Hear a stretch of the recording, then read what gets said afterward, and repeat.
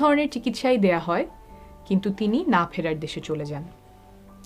তবে তিনি যদি আগেই হাসপাতালে আসতেন, প্রথম যখন মাথা ব্যথা হয়েছিল, তাহলে বেঁচে যাওয়ার সম্ভাবনা বেশি থাকত। আজকের ভিডিওটি করছি ওই মাথা ব্যথাটা ভালো করে বুঝিয়ে ও চিনিয়ে দিতে, যাতে আপনার প্রিয়জনের বা আশেপাশের কারো যদি এই ধরনের মাথা ব্যথা দেখা দেয়, তখন সঠিক পদক্ষেপটা নিতে পারেন, সময় মতো হাসপাতালে গিয়ে চিকিৎসা নিতে পারেন। তাহলে শুরু করি। আমাদের সবারই কম বেশি মাথা ব্যথা হয়, নানা কারণে মাথা ব্যথা হতে পারে। একটু পানি কম খেলে, একবেলা খাবার না খেলে, অনেক ক্লান্ত থাকলে, ঘুম কম হলে মাথা ব্যথা করতে পারে। প্রায় 150-র মতো মাথা ব্যথার ধরন আছে। এগুলোর বেশিরভাগ মাথা ব্যথাই দুশ্চিন্তার কারণ না, এমনিতেই চলে যায়। কিন্তু এক ধরনের মাথা ব্যথা হলে সেটা খুব দ্রুত মৃত্যুর মুখে ঠেলে দিতে পারে, তাই এটা কোনো মতেই এড়িয়ে চলা যাবে না। সেটা কি ধরনের মাথা ব্যথা? শুরুতে যে রোগীর কথা বলেছিলাম সেখানে ফিরে যাই।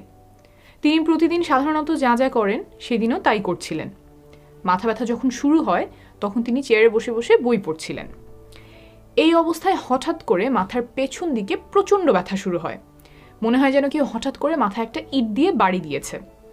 এমন তীব্র মাথা ব্যথা তার আর জীবনে কখনো হয়নি। তার একটু বমি বমি লাগে এবং তিনি কয়েকবার বমি করেন। কয়েক ঘন্টা পর আস্তে আস্তে ব্যথাটা কমতে থাকে। মাথা ব্যথা থাকে, তবে আগের মতো এতটা তীব্র না। বমি ভাবটাও চলে যায়।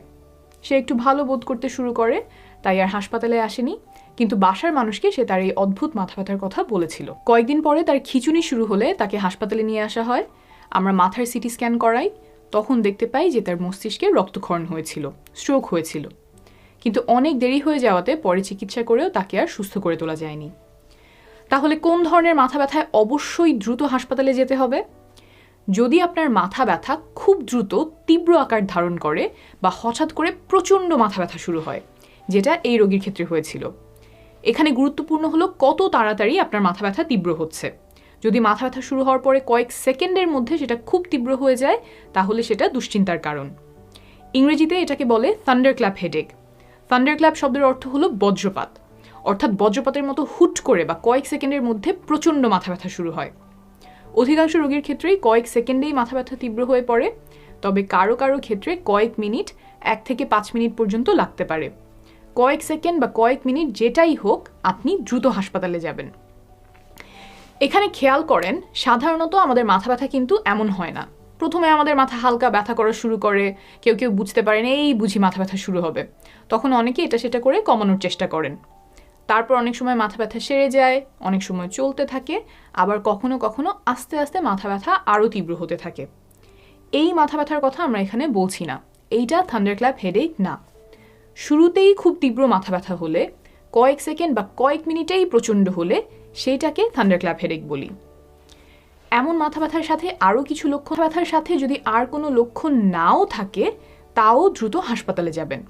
কারণ কিছু রোগীর শুধুমাত্র এই থান্ডারক্ল্যাপ মাথা ব্যথা ছাড়া আর কোনো লক্ষণ থাকে না, কিন্তু তাদের মস্তিষ্কে রক্তক্ষরণ হয়েছে এবং দ্রুত চিকিৎসা প্রয়োজন। এই জায়গাটাতেই অনেক রোগী ভুল করে।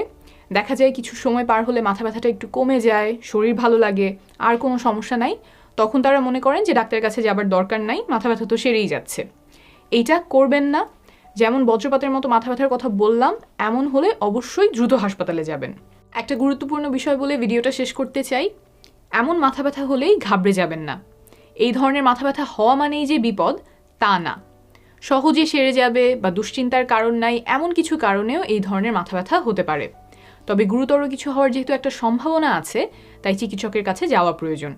তিনি আপনার সাথে কথা বলে আপনার হাত, পা, চোখ, মুখ ইত্যাদি পরীক্ষা করে সঠিক পরামর্শটা দিতে পারবেন।